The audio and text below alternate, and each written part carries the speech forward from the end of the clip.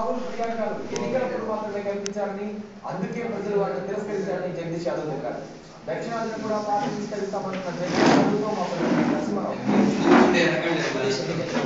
Samajwadi party సదస్సుతో ఆ party నాయకులు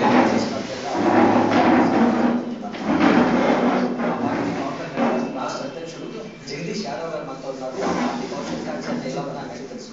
సరే, మొత్తానికి ఎన్నికల్లో ఏ అంశాలు ప్రభావితం చేశారు? సమాజ్వాదీ పార్టీ విజయంలో ఏ అంశాలు కీలక పాత్ర పోషించారు? సమాజ్వాదీ పార్టీ నాయకత్వంలో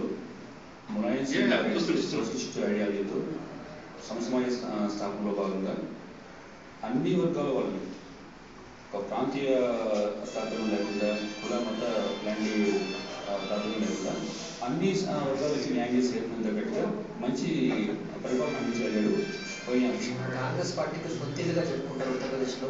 సోనియా గాంధీ కానీ రాహుల్ గాంధీ కానీ ప్రియాంక తిరిగిన కానీ వాళ్ళ పర్యటన ఫలితాలు పెద్దగా కనిపించట్లేవు కాంగ్రెస్ పార్టీ. రాహుల్ గాంధీ గారు కూడా మంచి వ్యక్తిగానే ఓకే, గాంధీ ఫ్యామిలీ వచ్చినట్టు మేము గౌరవిస్తున్నాం, మేము స్వాగతిస్తున్నాం. కానీ ప్రజలు అక్కడ విస్మరిస్తుంటారు. ఎందుకంటే లేని విధంగా ఆర్టిఫిషియల్ గా వాళ్ళు ఎప్పుడు ఢిల్లీలో ఉన్నటువంటి ఆడకపోయేవాళ్ళు యూపీ ప్రజలు మా కుటుంబ సభ్యుడు అన్నట్టుగా వాళ్ళు అలాంటి ఫీలింగ్ రావట్లేదు. కాబట్టి బేస్ వాళ్ళకి ఎలాంటి క్యాడరు ఎలాంటి బేస్ లేకుండా ఓన్లీ నేషనల్ అది బేస్ కాదు. కాబట్టి మాకంటూ మేము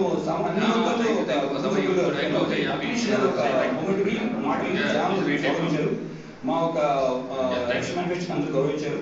కాబట్టి మాకు ఇంత సక్సెస్ కావడానికి కారణం అంటే జగదీష్ గారు రాబోయే కాలంలో సమాజ్వాదీ పార్టీ రాష్ట్రంలో ఏ విధంగా విస్తరించబోతుంది, మీ పాత్ర ఎలా ఉండబోతుంది?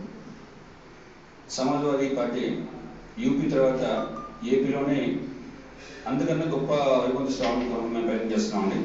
అన్ని జిల్లాల్లో వర్గాలు కూడా అన్ని పోలింగ్ బూత్ వారిగా పనిచేస్తున్నాం. ఇప్పుడు పార్టీ పుంజుకోబోతుంది. మొట్టమొదటిసారిగా యూపీలో అఖిలేశ్వర్ పూజ చేశారు, దాన్ని ఏపీలో మేము పూజ చేయబోతున్నాం. మొత్తం మీద యూపీలో జరిగిన రాజకీయ పరిణామాల ఫలితాలను స్ఫూర్తిగా తీసుకుని ఇటు జాతీయ రాజకీయాలతో పాటు పార్టీ విస్తరించాలని భావిస్తుంది సమాజం.